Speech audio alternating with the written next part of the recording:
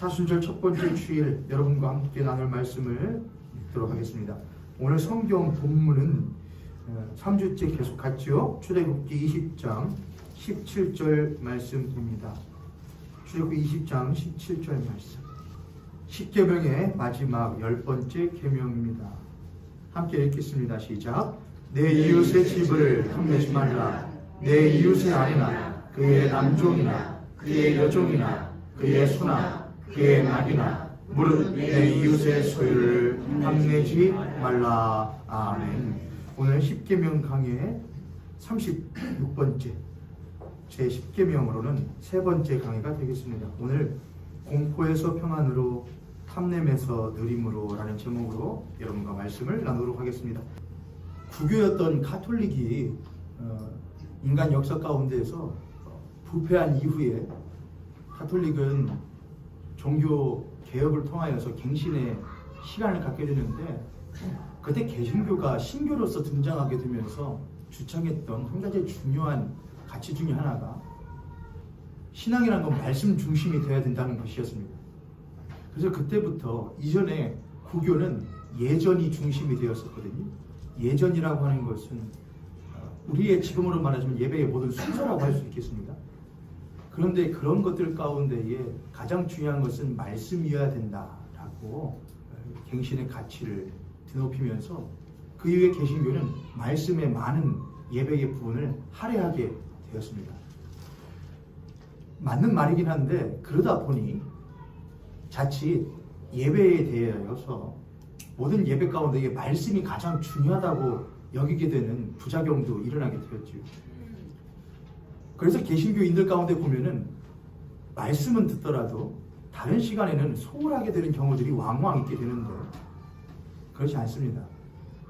우리들이 일상생활 가운데서 사실 우리들이 성경 말씀들은, 또는 찬송은, 또는 성식 교동문은, 또는 사도신경은 우리가 일반적으로 잘 사용하지 않는 언어들로 좀 되어 있지요. 어구들로 되어 있고, 그것은 우리들이 일반 사회에서 살아갈 때에, 삶을 살아갈 때에 쓰는 우리들의 모습과는 구별되어진 것임을 우리들에게 주지시키기 위함입니다. 우리가 하는 찬송, 우리가 하는 사도신경, 우리가 하는 예배로의 부름과 인내, 모든 순서, 마지막 축도의 시간까지 모든 과정은 사실 말씀 되시는 예수 그리스도를 바라보도록 만드는 도구들이고, 말씀조차도 그렇습니다. 제가 이 말씀을 드리는 것은 우리들의 다음 세대를 위한 것이기도 한데, 말씀 자체도 중요하지만 예배 자체가 중요한 것입니다. 예배를 귀하게 여기셔야 돼요. 모든 순서가 다 세상과 구별되어져 살아계신 하나님을 바라볼 수 있도록 만드는 통로임을 여러분 소홀히 하지 마시기를 바랍니다. 우리들은 가장 소중하고 가장 귀한 것이 가까이 있으면 있을수록 그것이 너무 가까이 있어서 그것의 귀함을 잘 알아차리지 못하는 경우들이 참 많이 있지 않습니까? 그런 것 같이 매번 드리는 이 주일 예배가 너무나 매번 드리고 매번 늘상 드리다 보니, 그게 우리의 삶에 너무나 가깝게 있다 보니 그 귀함조차 퇴색되어지지 않는가, 목사인 저조차도 우려될 때가 참 많이 있습니다. 성도님께서도 그러하시리라 생각을 합니다. 때로는 내게 너무나 가까이 있어서 귀하게 여기지 못했던 예배의 시간, 또한 말씀 들음이 얼마나 귀한 것인지를 다시 한번 되새기실 수 있는 하나님의 은혜가 우리 성도님께 있기를 한번 목사의 높아심으로써 말씀드리고 또한 권면해 드립니다. 오늘 10계명 강의 세 번째입니다. 10번째 계명으로서는 세 번째 계명입니다. 첫 번째 강의를 할 때에는 제목을 뭐라고 했었지요? 수요와 소유, 그리고 탐심, 그렇게 했지요. 수요와 소유, 그리고 탐심. 두 번째 강의할 때는 순환과 공유, 그리고 탐심. 말씀 제목만 들어도 이제 여러분이 말씀 내용들은 어느 정도 어렴풋이 기억하실 수 있을 거라고 제가 기대를 하겠습니다. 수요와 소유, 그리고 탐심, 순환과 공유, 그리고 탐심, 이렇게 했습니다. 오늘이 이제 10번째 계명의 강의 마지막이 될 것 같은데 사실은 똑같은 방식으로 말씀 제목을 할까 하다가 오늘은 공포에서 평안으로, 탐냄에서 누림으로라는 조금은 수월한 제목으로 여러분과 말씀을 나누어 보려고 합니다. 우리는 그동안에 2번의 강해를 이어서 통하여서 우리들은 중요한 사실들을 알게 되었는데, 인간이라고 하는 존재는 무엇이다? 공유자라고 하는 것을 우리가 들었습니다. 인간이 공유자가 될 수밖에 없는 것은 하나님만이 모든 것들의 근원 되시고 모든 것들, 우리들이 받을 수 있는 것들의 근원 되시는 수여자이시기 때문에 그렇습니다. 하나님만이 온전한 것을, 또한 근원되는 것을 우리에게 주실 수 있는 수여자이십니다. 그분은 창조자이시고 근원자이시고 모든 것들에게 호흡을 주시는 주관자라고 하시는 것이죠. 인간은 그런 수여자 되시는 하나님의 사랑의 대상으로서 그 사랑을 받고 그분의 관심을 받고 그분의 뜻을 받드는 자가 되었을 뿐만 아니라, 수혜자가 되었을 뿐만 아니라 그분께 받은 것을 그가 창조하신 모든 만물 가운데에 돌려주고 또한 나누어 주어야 할 공유자로서의 사명을 감당하고 있다는 것도 우리들은 듣게 되었죠. 그래서 우리들의 삶이라는 것은 소유에서 공유로 가야 되는 것이고, 소유에서 공유로 가기 위해서는 우리가 수여자 또는 근원자가 아니라 하나님이 수여하신 분이고 그분께서 우리들에게 주시는 분이시라는 것을 깨닫는 것. 우리는 그분께 그저 받은 것을 그저 나누고 돌려주는 통로일 뿐이라고 하는 것을 잊지 않아야 우리가 소유에서 공유로 갈 수 있다라고 말씀드렸습니다. 탐심이라는 것은 우리가 소유자가 아니라 공유자임에도 불구하고 끊임없이 수여자가 되려고 하는 것에서 비롯되는 것이 바로 탐심이라고 하는 것도 우리들이 배웠죠. 다시 한번 지난 내용들을 재반복하지는 않겠지만 어차피 조금씩은 짚어가면서 오늘 말씀들 나누게 될 것인데, 천천히 잘 따라오시면은 내용을 이해하시는데 크게 무리가 없을 거라고 생각을 합니다. 인간은 참 수여자 되시는 하나님으로부터 단절되게 되었습니다.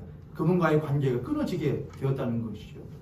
그런데 가만히 생각해 보면은 사람이라는 존재는 처음부터 지음받을 때에 수혜자로서 지음받았기 때문에 받는 것이 당연한 자입니다.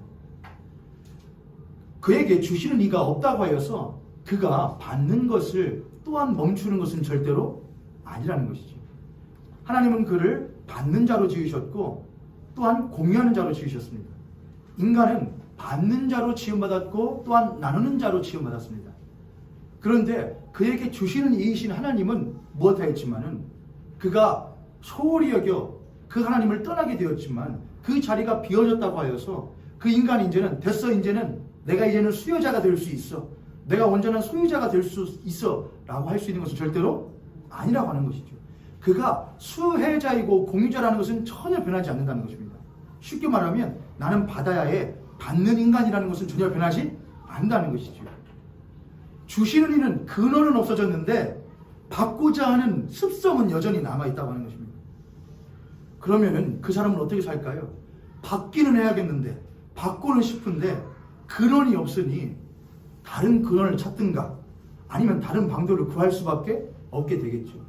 받고는 싶어, 구해야겠어. 인간은 압니다. 우리의 육체가 무엇하지 아니하면, 먹지 아니하면은 육체가 죽을 수밖에 없다는 것도 알고, 우리의 마음과 우리들의 정신 또한 밖으로부터 좋은 양분을 받지 못하면은 온전한 정신 상태를 가지고 마음 상태를 가지고 살아갈 수 없다는 것도 인간은 잘 알지요. 때로는 자기가 깜냥 소유하고 있는 것에 자기가 마치 소유자이고 근원자인 것 마냥 잘난 척하지만은 그것이 없으면 자기도 결국엔 못할 수밖에 없는, 죽을 수밖에 없는, 어쩔 수 없는 수혜자이고 어쩔 수 없는 공유자가 될 수밖에 없다는 것을 인간은 인정할 수밖에 없는 것이죠. 사실 그것까지만 인정해도 참 지혜로운 사람이라고 우리가 말할 수 있겠습니다. 인간이 수여자 되시는 하나님으로부터 단절되어지고 근원 되신 하나님으로부터 단절되어졌을 때에 인간에게는 두 가지의 선택지가 있게 됩니다. 첫 번째는 진짜였던 근원을 찾는 것이냐, 아니면 다른 근원을 찾는 것이냐, 두 가지의 선택지밖에 없는 것입니다. 인간에게는 전혀 다른 가능성이 없습니다. 근원 되시는 하나님을 잃어버린 인간에게는 두 가지 방법밖에 없어요. 다시 그 근원 되시는 하나님을 찾을 것이냐, 아니면 다른 근원을 그 자리에다 갖다 둘 것이냐 하는 것이죠. 성경은 다른 근원을 갖다 두는 것을 가지고 뭐라고 하느냐? 우상 숭배라는 말로 이름 지어줍니다. 성경 한 구절만 찾아볼까요? 예레미야서 2장 11절부터 13절까지의 말씀입니다. 예레미야서 2장 11절부터 13절까지입니다. 우리 함께 한 목소리로 예레미야 2장 11절부터 13절까지 말씀 한번 읽도록 하겠습니다. 함께 읽습니다. 시작. 어느 나라가 그들의 신들을 신 아닌 것과 바꾼 일이 있느냐? 그러나 나의 백성은 그의 영광을 무익한 것과 바꾸었도다. 너 하늘아, 이 일로 말미암아 놀랄지어다. 심히 떨지어다. 두려워할지어다. 여호와의 말씀이니라. 내 백성이 두 가지 악을 행하였나니 곧 그들이 생수의 근원되는 나를 버린 것과 스스로 웅덩이를 판 것인데 그것은 그 물을 가두지 못할 터질 웅덩이들이니라. 아멘. 예레미야 선지자는 이스라엘 백성들을 향하여서 그들이 하나님의 백성들이고 근원 되시는 하나님을 추구하며 그분으로 말미암아 살아가야 되는 백성임에도 불구하고 그들이 끊임없이 생수의 근원 되시는 하나님을 버린 것과 생수의 근원 되시는 하나님을 버렸으면 회개하고 용서하고 돌이켜 그 하나님을 다시 되찾고 그분께 나아가야 할 것인데 그렇지 아니하고 다른 터진 웅덩이들, 터져서 담을 수 없는 웅덩이들을 여전히 찾고 다니는 것에 대하여 그것이 바로 악을 행하는 것이라고 예레미야는 말했는데, 이 예레미야 선지자의 과거에 있었던 이 말이 오늘 2023년을 살아가는 우리 성도들에게도 똑같이 해당되어지진 않는가 한번 생각해 볼 필요가 있겠습니다. 여러분들은 혹시 여러분의 삶 가운데에 우상을 숭배하고 계시진 않은가요? 우상 숭배. 예전에는 우리가 우상 숭배를 생각하면 이렇게 했습니다. 구약 성경을 보면은 여러 가지의 신약 성경이나 구약 성경 보면은 우상들이 등장하죠. 바알, 아세라, 아스다롯, 밀곰. 신약으로 가게 되면은 그리스, 헬라 사상들이 들어오게 되면서 제우스네 여러 가지의 신들이 등장하죠. 그럼 그들은 도시의 가장 중심에다가 신전을 세워놓고 그 신들의 형상들을 새겨놓고 자신들의 바램들을 가지고 가서 그 신들에게 기원을 하고 그 신들은 그 사람들에게 그들이 바라는 것을 내어준다고 하는 사상을 가지고 생각을 가지고 살았습니다. 근데 그것이 신전에서만 행해지는 것이었냐? 절대로 그렇지가 않았습니다. 신전이 도시의 중심에 있었듯이 인간이 무엇인가 내가 추구하고자 하는 것이 있는데 그것이 무엇인지 모를 때에 여전히 추구하고자 하는 것이 있어요. 하고 싶어, 되고 싶어. 오늘날로 말하자면 행복이라고 할 수 있을 것 같아요. 행복. 인간은 당신은 무엇할 가치가 있습니다. 권리가 있습니다. 당신은 행복할 권리가 있습니다. 행복이 뭐예요, 여러분? 행복이요. 살인자가 뭐 할 때 제일 행복한지 아세요? 찌를 때. 제일 행복해요. 사기꾼이 언제 제일 행복한 줄 아세요? 남 돈 삥땅 칠 때. 쾌감을 느끼죠. 거짓말하는 사람이 언제 제일 행복한 줄 아세요?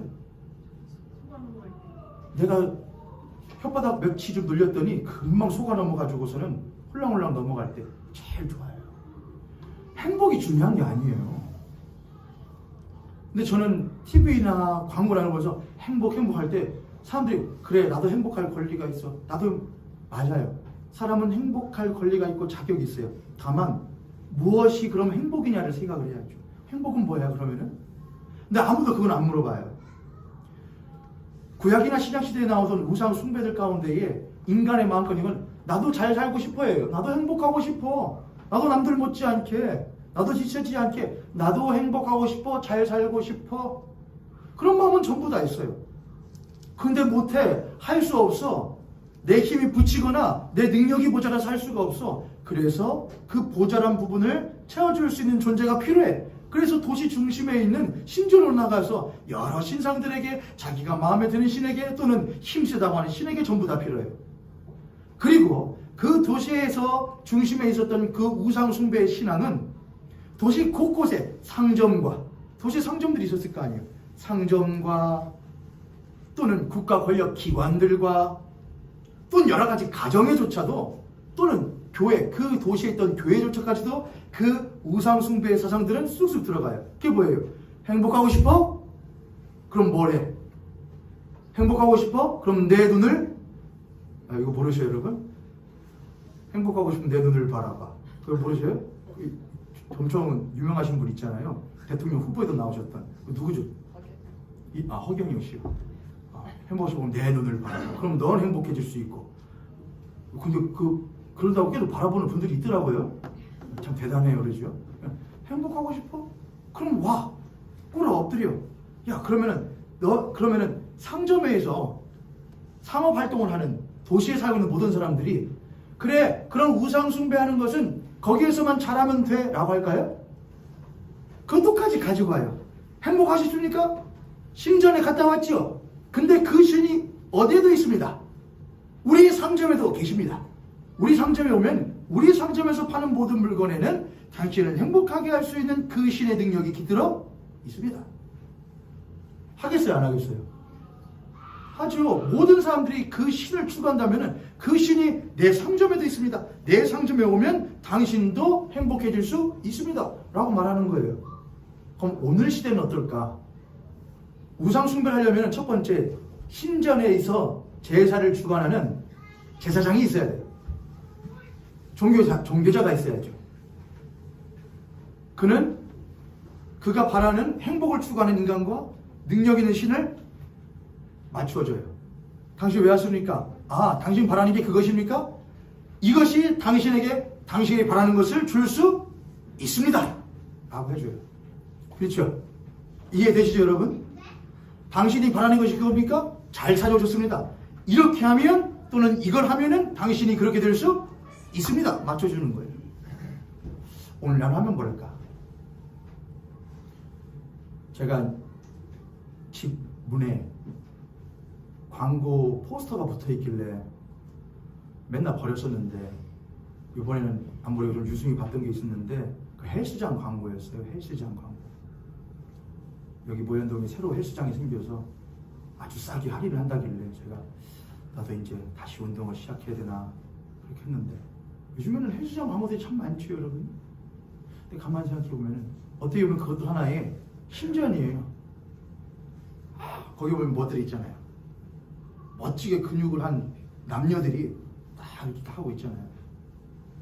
마치 그리스 신화에 나오는 제우스인 마냥, 헬라클레스인 마냥 딱 하고 있죠. 되고 싶습니까? 이렇게 되면 당신은 행복해질 수 있습니다. 오시오. 그럼 거기는 트레이너들은 제사장이에요. 당신이 행복하고 싶어서 왔습니까? 만족하고 싶어서 왔습니까? 당신도 한번 남들 못지않게 되고 싶어서 왔습니까? 그렇게 당신이 힘을 얻을 수 있다고 생각해서 왔습니까? 잘 왔습니다.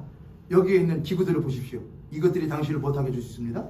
당신이 바라는 것들을 이루어줄 수 있습니다. 딱 맞춰줘요. 그리고 그는 열심으로 우상 숭배할 때 기도를 열심히 치성을 드리듯이 열심으로 자기의 몸의 건강을 위하여 뭘 하느냐 합니다. 그의 목적은 저렇게 되는 것이죠. 그렇게 되는 것. 목사님 너무 비약 같아요. 그렇지 않을 겁니다.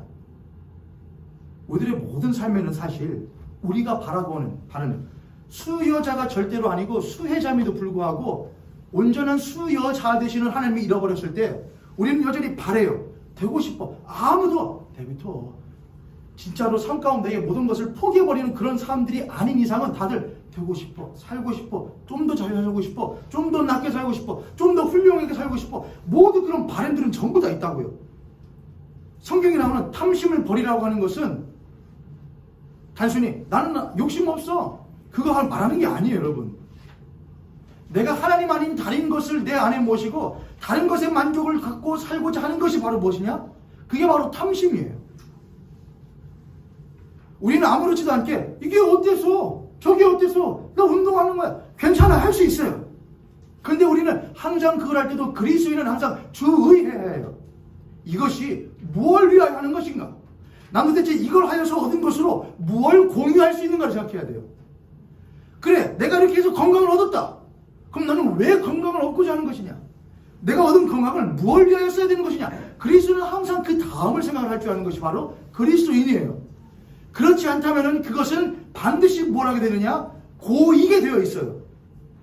건강을 얻고 싶어. 돈을 벌고 싶어. 나도 남편 권력을 가지고 싶어. 지식을 갖고 싶어. 공부를 하고 싶어. 할 수 있다고요. 그럼 이 세상의 사람들은 그걸 뭘 위하여 합니까?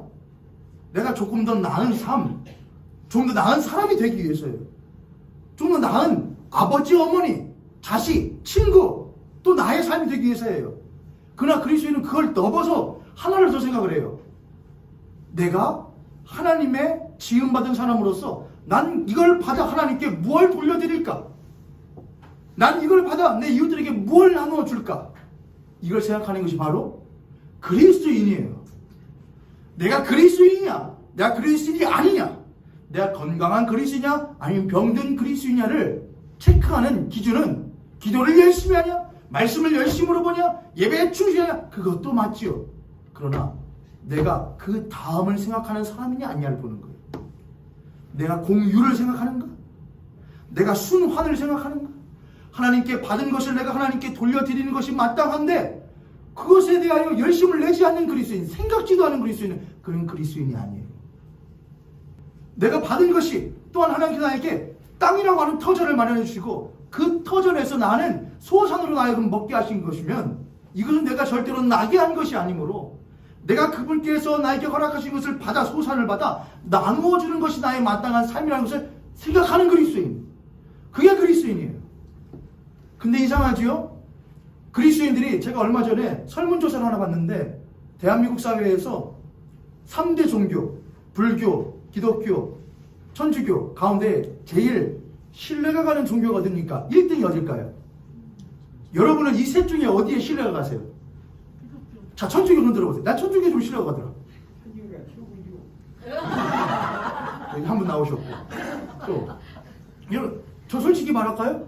저 개신교 목사잖아요. 저 천주교. 제가 만약에 개신교 목사 아니었다. 제가 그냥 만약에 무교였다. 그럼 천주교 갔을 것 같아요. 두 번째. 그럼 그 다음 어디에 좀 신뢰가 가세요? 자, 이상해요. 제가 외모가 좀 그래서 그런지 저는 이렇게 벗겨진 분들이 참 좋아요. 실망 마음이 편해요. 여러분 사찰 같은 데 있잖아요. 가면은 뭔가 좀 마음이 좋다. 편안하다 그런 느낌이 드시죠? 아니면 교회 가시면 그런 느낌이 드세요? 교회, 저도 교회 가면. 근데 왠지 사찰 같은 데 가면은 좋다. 물론 영적으로 느끼는 거 말고 그냥 정신적으로 느끼는 것은 좀 우주넉하다 그런 느낄 때가 있어요. 그래서 사람들이 괜히 사찰 가는 거 아니에요. 마음 수련한다고.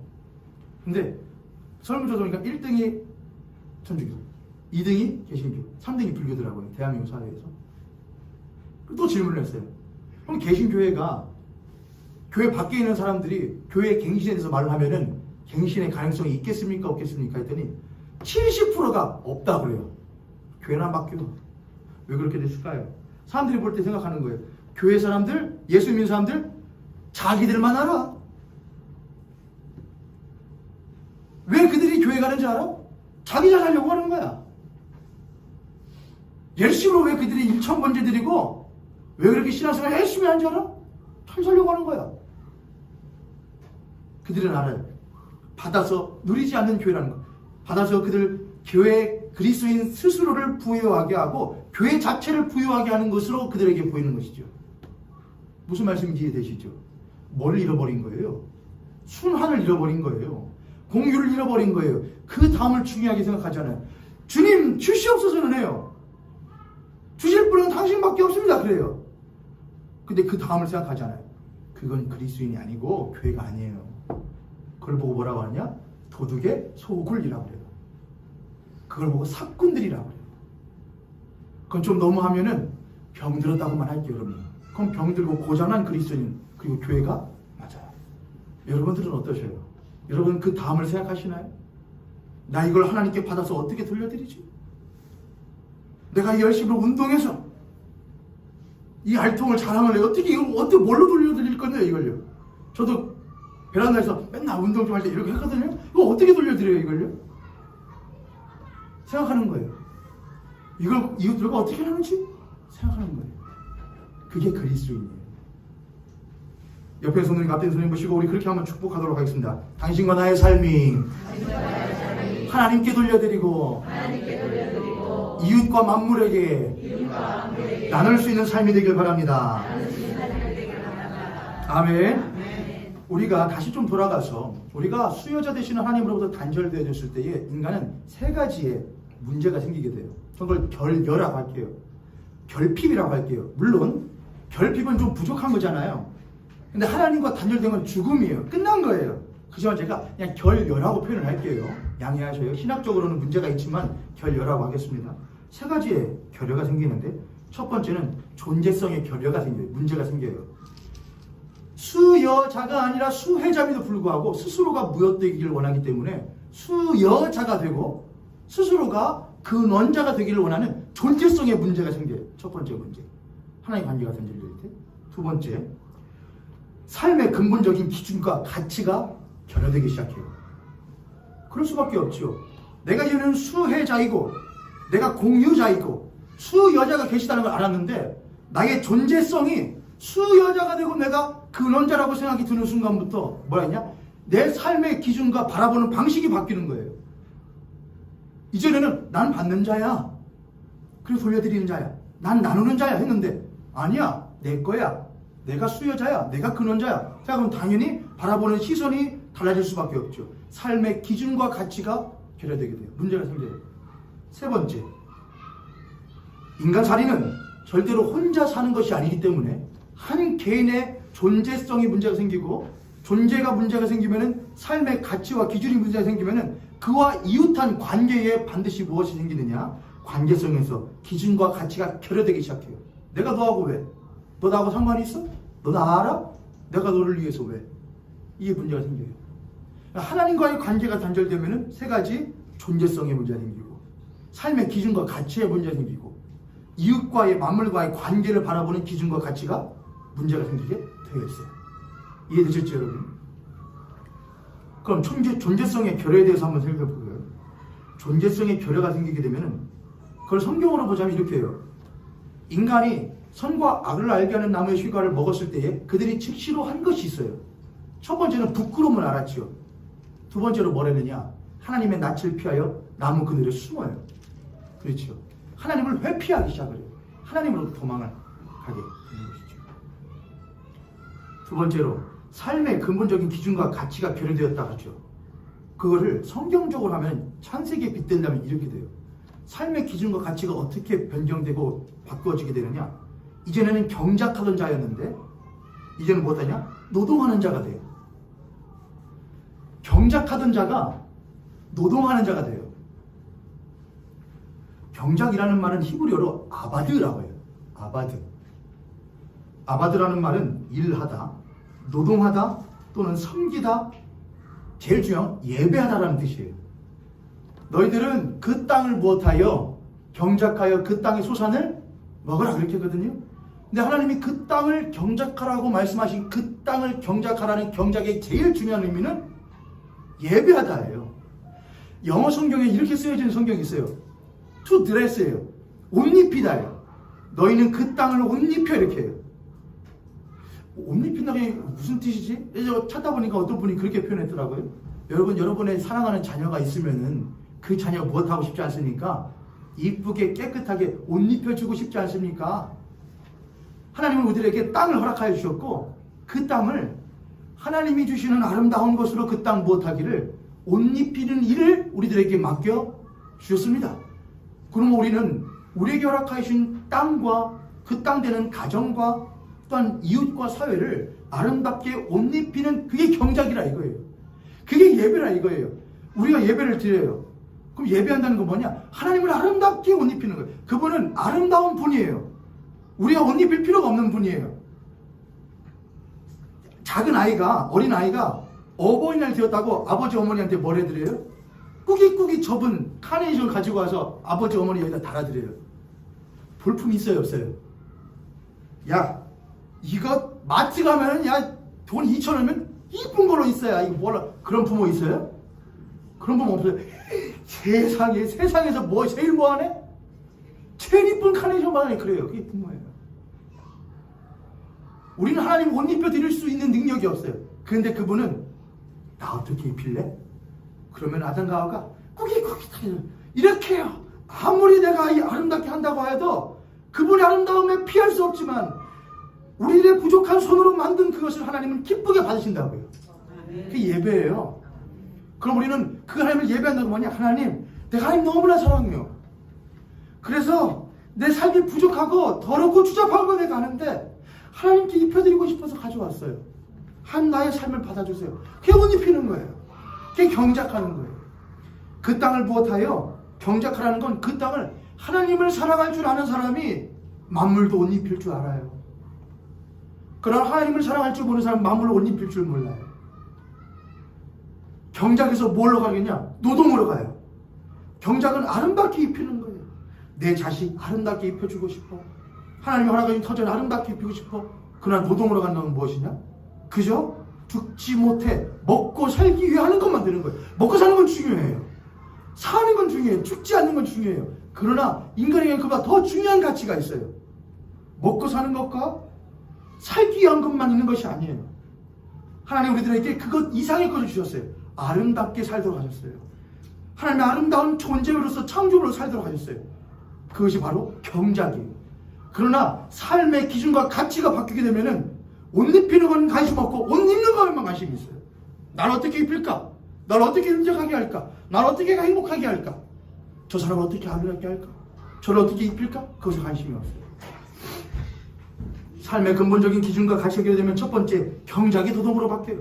두 번째 소산은 하나님께서 허락하신 터전에서 그분이 주신 거예요. 그러나 그걸 뭘로 바뀌냐? 소산은 그러므로 받아서 못하는 거예요. 내가 먹고 또한 남도 먹어. 그들이 먹는 걸 보면 나도 배부르는 게 소산의 역할이에요. 그날 소산이 뭐라고 해요? 소득으로 바뀌어요. 내가 피땀 흘려 얻은 내 거예요. 나눌 필요가 없는 것이죠. 남들에게 나눠주려면 충분한 대가를 받아야 나눠준다고 생각하는 것이 소산의 소득으로 가는 거예요. 마지막으로 세 번째는 만물이 뭘로 변하느냐? 도구로 변해버려요. 만물이. 그래서 만물에 대한 기준과 가치를 도구로 판명해버려요. 이건 도구야. 내가 써먹는 거야. 존재성이 결여되면 하나님으로부터 피해요. 삶의 기준과 가치가 문제가 생기게 결여되면은 경작이 노동으로, 소산이 소득으로, 또한 만물이 도구로 변질되어 버려요. 관계성의 기준과 가치가 결여된다고 또 그랬지요? 그럼 어떻게 되느냐? 관계니까 배필이, 나의 돕는 배필이 뭘로? 아담이 하와에게는 뭐잖아요. 하와에게 아담이 뭐라고 하잖아요. 야, 내 뭐 중에 뭐다야. 어머 세상에 이런 말도 할 줄 알아 이 사람이? 와 이랬는데 나중에 범죄하고 나서 아담한테 아담아 너 왜 그랬냐? 그러니까 뭐라고 그래 아담이요? 그거는 순화시켜서 한 말이고 지금 아담은 무슨 상태가 돼버렸잖아요. 그냥 네가 먹으라 해가지고 지금 먹어버린 거잖아요. 그래가지고 하나님한테 지금 꾸지람 나가는 거 아니에요. 지금 뭐하게 생겼어요? 쫓겨나게 생긴 거예요. 그럼 뭐 하겠어요? 거기 성경에 있어요. 당신이 만들어준 저 여자가 그러죠. 저 여자가. 근데 사람이 막 급박하고 막 화가 치밀어오면 저 여자라고 안 하죠. 뭐라고 하죠? 전 그랬을 거라고. 그러니까 처음에는 내 뭐 중에 뭐라고 빼주고 그랬는데 배필이었어요 그때는. 하와가 있는데 아담한테 하나님이 아담아 너 왜 그랬냐? 그러면은 하와는 속으로 막 지금 하고 있을 거 아니에요. 내가 분명히 뭐 했으니까. 그러면 속으로 기대할 거 아니에요. 그래도 내 머니까 나한테 분명히 살 중에 살이고 뼈 중에 뼈라고 했으니까 분명히 그렇게까지 안 하겠지. 자기가 했다고 하겠지. 내가 좀 덮어주고 쟀는데 저런 제가 해서요. 배필이 뭐가 되냐? 배신자가 되는 거예요. 관계성이 결여되게 되면은 세상 사람들이 배필로 보이지 않고 다 뭘로 보이느냐? 배신자로 나 배신할 것 같은데 지금 나한테 좋은 말 하지만 언젠가 나를 그렇게 해버릴 것 같은데. 늙고 나 자고 있는 사이에 다 뛰어갈 것 같은데. 남편도 뺏어갈 사람으로 보이고, 아내도 뺏어갈 사람으로 보이고, 부모도 언젠가 다 뺏어갈 사람 보이고, 형제와 자매들도 내 것 뺏어갈 사람으로 보이고, 내 이웃들도 전부 다 내 것 다 탐내고 있는 사람들로 보여요. 그래서 거기서 살려면은 나도 내 것 지켜야만 하는 삶이 돼요. 그게 관계성이 결여된 세상인 것이죠. 배필이 배신자가 돼요. 이웃이 경쟁자가 돼요. 그게 바로 하나님과의 관계가 단절되었을 때 생겨지는 모든 현상들이에요. 다시 해봅니다. 존재성이, 하나님과의 관계가 단절되어지면 존재성이 결여해야 된다. 존재성이 결여되면 하나님으로부터 못한다. 피해요. 하나님부터 피한다. 하나님부터 숨는다. 여러분 한번 스스로 생각해 보세요. 여러분 하나님께 숨는 분이셔요? 아니면 하나님께 나아가는 분이셔요? 하나님 나 여기 있어요? 하는 분이세요? 아니면은 진지 모른 척, 부르심에도 불구하고, 부르는 거 뻔히 알면도 불구하고 못 듣는 척, 안 들리는 척 하셔요? 그럼 여러분 도대체 어디에 숨어 계셔요? 그 그늘은 안전한가요? 두 번째, 삶의 근본적인 기준과 가치가 문제가 생겨요. 결여돼요. 경작이 도덕으로 바뀌고, 소산이 소득으로 바뀌고, 만물이 도구가 돼요.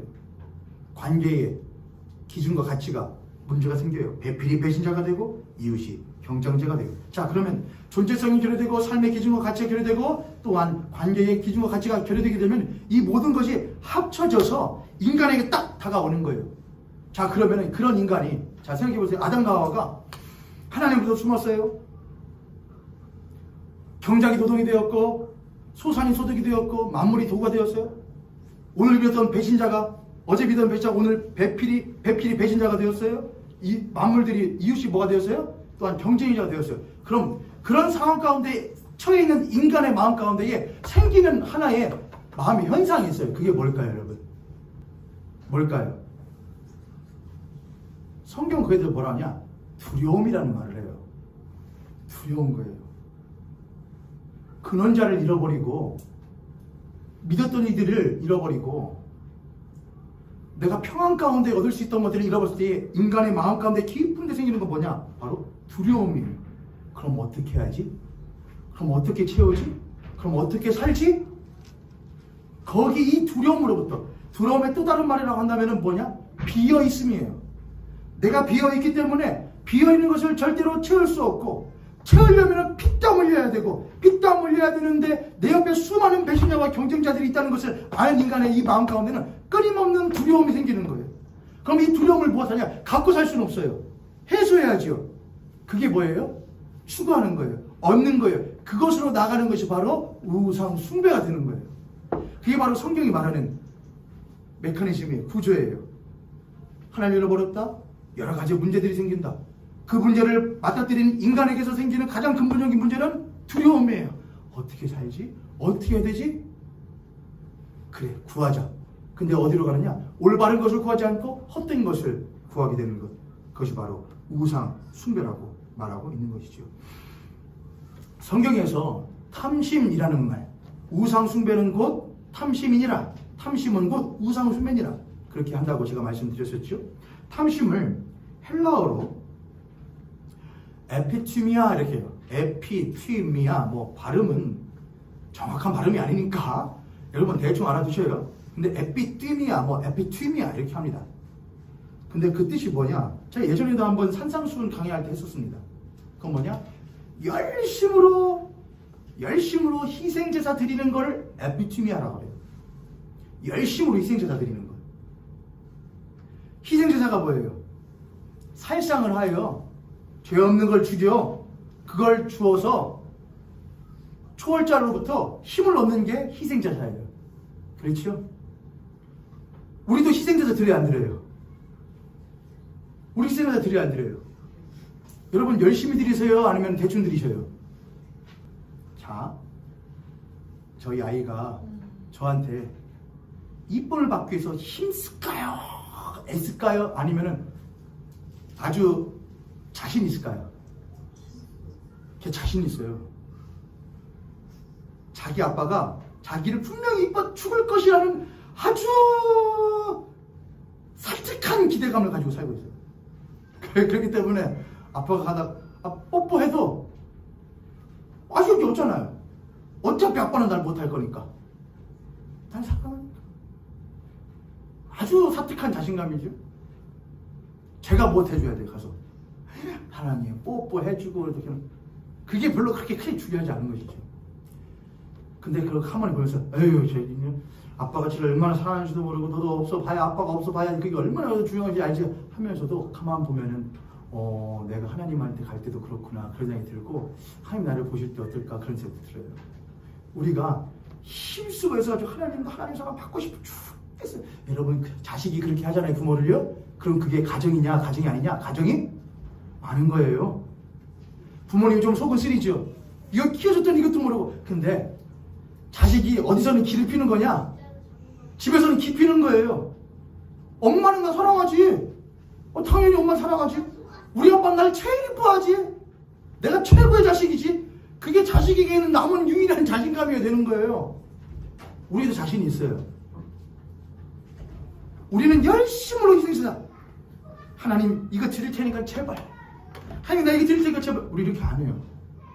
하나님이 너희들 그거 가져오면 아무 필요 없고 내가 가져올게. 하나님의 제사를 해요. 그게 뭐예요? 하나님의 어린 양 되시는 예수 그리스도 하나님께서 직접 가지고 와서 자신의 독생하신 아들 예수 그리스도를 우리와 같은 버릇없는 이들을 위하여, 은혜를 모르는 이들을 위하여 기꺼이 그 제단 위에 내어놓으시고, 야 이거 했으니까 너 뭐 가져라.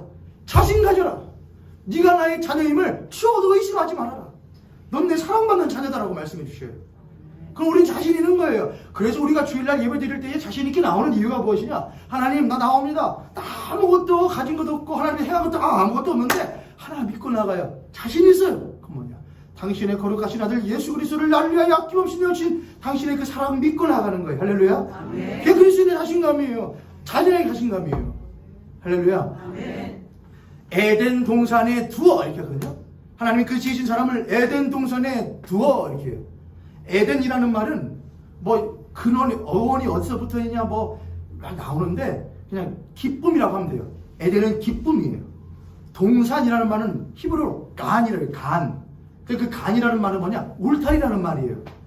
근데 우리들이 지금은 울타리가 있죠, 여러분. 가정이 울타리잖아요. 그렇죠? 교회가 울타리잖아요. 그래서 간, 에덴은 기쁨, 동산은 간, 동산은 울타리란 말이에요. 그럼 한마디 뭐냐? 집이에요, 집. 그 에덴 동산에 뭐 되냐? 두어, 이렇게 했요. 두다라는 말은 히브리어로 야나흐라래요. 야나흐. 그 뭐냐? 안식이라는 말이에요. 그러니까 하나님이 지으신 사람을 기쁨의 집에 못하여 안식하겠다 이 말이에요. 하나님이 지으신 사람을 에덴 동산에 두어라는 말은 하나님이 지으신 사람을 기쁨의 집에서 안식하게 하시다라는 말이에요. 자, 그러면 하나님은 아버지 되시고 우리는 그의 뭐죠? 자녀이죠. 그럼 자녀라고 하는데 이제 저로 말할게요. 난 하나님의 아들이야. 그럼 아들은 어디 집에 있는 거죠? 아버지 집에 있는 것이죠. 그럼 아버지 집이 나에게 뭐가 되는 것이죠? 안식하는 곳이 되는 거잖아요. 아버지 집이 제일 좋아. 집전하니까 고생이었어. 집전해서 내 힘으로 왔는데 되는 게 있고 안 되는 것이 있지. 세상에서는 내 힘으로 어떻게든 하면 엄마 아빠 없어도 집전하고 어떻게든 할 수 있는데 내 이 심령의 문제는 절대 되질 않아. 그래서 누구 집으로 가야 해요? 아버지 집으로 가는 거예요. 그런데 우리가 그 아버지 집으로 갈 수 없을 때에 하늘로부터 집이 내려오는데 구약시대는 그게 뭐냐? 장막이었어요. 하나님이 이스라엘 백성들이 출애굽하여 광야 생활하고 있을 때에 하나님이 직접 모세를 통해서 이스라엘 백성들 가운데에 뭐를 만들어? 나의 장막을 만들어라. 내가 그들 가운데에 함께 하겠다 했다고요. 그 하나님께서 그들 가운데 함께 하심으로 말미암아 그 이스라엘 백성들이 있는 모든 것이 하나님의 집이 되는 것이고 그 백성들이 그 안에서 뭘 하는 것이냐? 안식하는 거예요. 쉬는 거였단 말이에요. 그런데 보이지 않는 한 집이 있는데 그게 뭐냐? 영원하신 장막집이라고 그래요. 그게 바로 예수 그리스도의 몸을 말해요. 예수 그리스도께서 우리를 위하여 십자가에 죽어주심으로 말미암아 우리들에게 친히 집이 되어주셔요. 그래서 우리가 예수 그리스도 안에 있다는 건 뭐냐? 그분의 하나님의 영원하신 동산 안에 있는 것이나 마찬가지인 거예요. 내가 예수 그리스도 안에 있을 때에 우리는 자신을 얻어요. 하나님, 나는 당신의 사랑받는 자녀임을 나는 확신하게 됩니다. 세상 그 어떤 누가 너 그거 있냐, 저거 있냐, 저거 있냐, 이거 있냐 아무리 물어본다고 할지라도 하나님이 나에게 말씀하신 것, 내가 너에게 세상에 줄 수 없는 예수 그리스도의 생명을 주노니 믿는 자마다 영생을 얻으리라 하시는 그 말씀 믿고 내가 나갑니다. 그럼 내가 아버지 집 곧 예수 그리스도 안에 있을 때에 내가 비로소 못한 것이냐? 안심하는 거예요. 이전에는 하나님과의 관계가 단절돼서 두려움 가운데 있어요. 존재가 결여되고 관계가 결여되고 삶이 결여돼서 항상 두려워요. 어떻게 살지? 뭐 하지? 아, 저렇게 살아야 돼. 그리스도인 저렇게 돼. 그런데 살아야 되는 거는 아는데 뭐냐? 힘이 없어요. 능력이 없는 거예요. 왜요? 안 들어가 있거든요. 그분 안으로 안 가는 거예요. 그분을 안에 온전하게 모셔드리지 않는 거예요. 해야 되는 걸 아는 것과 그걸 갖다가 내 안에 모시는 것은 전혀 다른 문제예요. 제가 아무리 설교를 해서 여러분 존재성이 결여됩니다. 삶이 결여됩니다. 관계가 된다. 말씀 들으라는 말이구나. 교회 다니는 말이라구나. 뭐라는구나. 아, 그럼 조금 더 나은 사람. 그럼 어떻게 살아야 되지? 뭐 해야지? 아무리 생각을 들이고 머리를 굴러봤더니 답은 없어요. 답은 하나밖에 없어요. 예수밖에는 없네요. 그럼 어떻게 해요? 그럼 뭐냐? 회개하고 돌이켜 터진 웅덩이를 말지 말고 너희의 생수의 금 되시는 하나님을 모셔라. 어떻게 모셔요? 내가 갈게. 예수 그리스도가 직접 우리에게 오셔 우리를 찾아오신다고요. 그 예수 그리스도를 내 안에 못하는 것, 모시는 것, 믿는 거예요. 주님, 당신만으로 만족한 사람 되기를 원합니다. 당신이 내 안에 계심으로 말미암아 두려움, 공포 가운데서 무엇으로 가기를 원합니다. 평안으로, 기쁨으로, 안식으로 가기를 바랍니다. 그게 내 삶 가운데에 진정한 근원자를 모시는 거예요. 사랑하는 고객교 성도님들, 사순절 첫 번째 주일입니다. 여러분의 삶에는 두려움이 있지 않는가? 난 왜 이렇게 열심히 사는가? 나 왜 이렇게 어떻게 살지? 근심하는가? 근심하는 것과 숙고하는 건 틀려요. 근심하는 것과 숙고하는 것은. 그리스도인들은 숙고하는 사람이에요. 어떻게 살아야 되지? 그러나 그 숙고의 대답은 어디에 있느냐? 곧 예수 그리스도가 내 안에 오시게 되었을 때 우리의 숙고는 빛을 발하게 돼요. 그러나 그 예수 그리스도를 모시지 못할 숙고는 해요. 머리는 막 터져요. 그러나 모시지 않으면 그것은 절대로 열매를 맺지를 못해요. 모시면 꽃이 펴요. 아, 그렇게 살면 되겠구나. 하나님 그럼 믿고 합니다. 도와주세요. 그렇게 할 때에 우리는 비로소 하나님의 집에 있는 자녀로서 공포에서 두려움에서 안식으로 변화되는 삶을 살 수 있게 돼요. 자, 그러면 공포에서 두려움에서 안식으로, 평안으로, 그리고 탐냄에서 마음이 편해야. 우리가 그러죠. 어디에서 인격이 나온다고요? 주머니에서 인격이 나오잖아요. 그렇죠, 여러분? 주머니에서 인격이 나오잖아요. 근데 그리스도인은 보세요. 내가 누구 집에 갔어요? 아버지 집에 갔어요. 아버지는 근원자이시잖아요. 그럼 받았어요. 그럼 우리들에게는 이제 뭐냐? 만족하네? 있네? 그럼 나는 이제 뭐냐? 탐냄이 뭐라는 탐냄은 나 더 저 돈 저 가고 싶어 먹어줘. 그거 다 탐냄 맞아요. 그게 다 에피투미아예요. 그러나 더 나아가서 그 탐냄의 근본은 뭐라고요? 나는 없는 자라는 거예요. 나는 가질 수 없는 자라는 거예요. 난 부족한 자라는 거예요. 그게 본심이에요. 에피투미아의 본심이요. 근데 있는 분에게 나갔을 때 그런 대신 하나님을 내 안에 모셨을 때는 뭐한 자가 되느냐? 있는 자예요. 그래서 사도 바울이 말하죠. 가난한 자 같으나 못한 자요. 부유한 자라고 그렇게 해서 말하는 거예요. 근데 자기는 몰라요. 가진 게 없어요. 나 아무것도 없어요. 너 부유한 자라니까? 내가 뭘 부유해? 예수 그리스도를 가진 자가 모든 걸 가진 자라고 그랬다니까요. 주님을 모신 자가 부유한 자라니까요. 주님은 계속해서 말하는데 나는 아니지. 다 알고. 나 없어요. 집도 몇 평이 알고요. 통장에 돈도 얼마밖에. 그거 말고 주 예수 그리스도를 모신 자가 다 가진 자라고요. 할렐루야. 네. 옆에 성도님과 앞에 성도님 모시고 그렇게 한번 축복하도록 하겠습니다. 당신 거라는 참으로 부유한 자입니다. 참으로 부유한 자입니다. 아멘. 아멘. 그럼 인격이 어디서 나온다고요? 주머니 나온다고요. 세상적으로요. 그럼 우리들은 무엇한 자예요? 부유한 자예요? 부유하지 않은 자예요? 부유한 자예요. 그러면 탐내. 저 가져야지. 봐야지. 이게 아니고 뭐라냐? 누림으로 가는 거예요. 건강이 있어요? 이 건강을 해서 이렇게 해가지고 남들 지치지 않게 나도 해가지고서는 나도 한번 그 뭐냐 넷플릭스에 나오는 그 뭐죠? 피지컬백. 완전 흉내를 보면서 야 윤선빈, 추성, 나도 저렇게 한번 해야겠다. 해서 뭐 할 건데? 하라고요, 여러분. 하셔요. 뭐 만드지, 못 만들기 나빠요, 여러분. 저 조만간 보세요. 제가 지금 42인데 제가 3년 후에 제가 어떻게 됐나 보세요, 여러분. 이거 터질 거예요, 이거 아마 이거. 그럼 목사님 너무하네. 목사님 저기 성경 보고 연구하시는 거 몸에다가 이거 하나님이 주시는데 뭐 건강한데 문제 있어요, 여러분? 있어요, 없어요? 없잖아요. 아니 그 어떤 뭐 다니엘 무슨 선교사님 있는데 그 철인이라는 책 쓰신 분, 그 머리도 스포츠 다 해주고 군인 같잖아요. 근데 몸도 좋아지는 양복이 그거 볼 때마다 한번 해봐야겠어. 다만 탐내 뭐냐? 저거 안 하면 안 돼. 난 저걸 꼭 해. 그리고 잃어버리면 안 돼라고 생각하는 탐심이에요. 저걸 해야겠어. 와. 가진 것을 나 잃어버리고 싶지 않아. 잃어버리면 나는 아무것도 아닌 볼품없는 것이 되라고 하는 그 탐심이에요. 내 소유에 욕심내는 것과 얻은 것을 잃을 거에 대한 두려움인 것 탐심이에요. 그러나 탐냄에서 뭐라 누림이에요. 하나님 이렇게 해가지고서는 이거 가지고 내가 열심히 내 건강 챙겨서 더욱더 건강하게 사역하고 내 아이도 번쩍번쩍 들 수 있고 집도 잘 청소하고 그거 누리는 거예요. 그건 문제가 없어요. 그러다가 잃어버렸다? 주님 주신 이도 여호와시고 가져가신 이도 여호와십니다. 그거 누리는 거예요. 나 그래도 괜찮아요. 난 그래도 만족해요. 그게 누림이에요. 그게 아버지 집에 있는 사람의 특징이에요.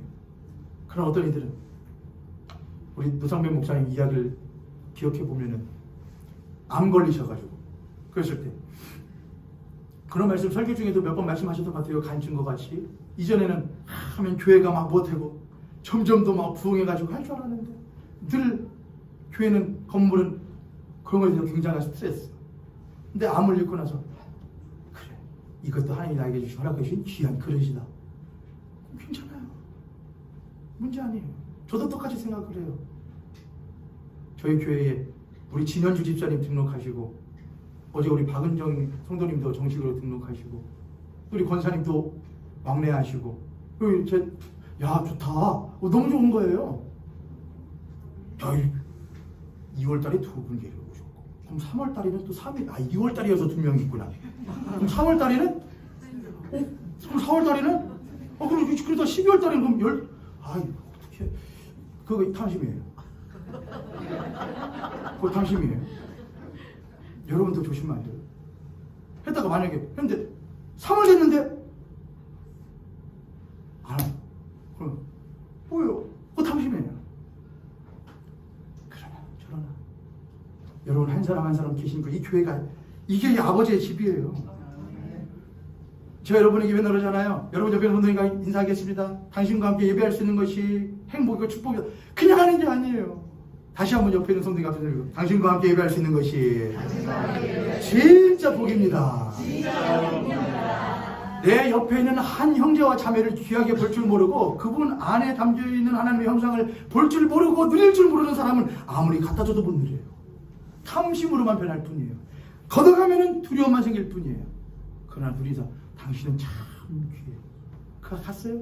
당신이 어딜 가더라도 하나님 안에 함께 동행하기를 바래 누리는 사람이에요. 할렐루야. 아멘. 공포에서 평안으로 가셔야 돼요. 여러분. 아버지 집에서 나오셨으면 다시 돌아가세요. 가야 평안이 있어요. 다른 곳엔 평안이 없어요. 탐냄에서 누림으로 가세요. 지금까지는 이 땅 가운데서 경작에서 노동을 하고 소산을 가지고 소득으로 써먹으려고 했다면 이제는 이걸 가지고 어떻게 나눌까 어떻게 주님께 돌려드릴까 생각하는 아름다운 삶을 사셔요. 그게 그리스도인의 삶인 줄 믿습니다.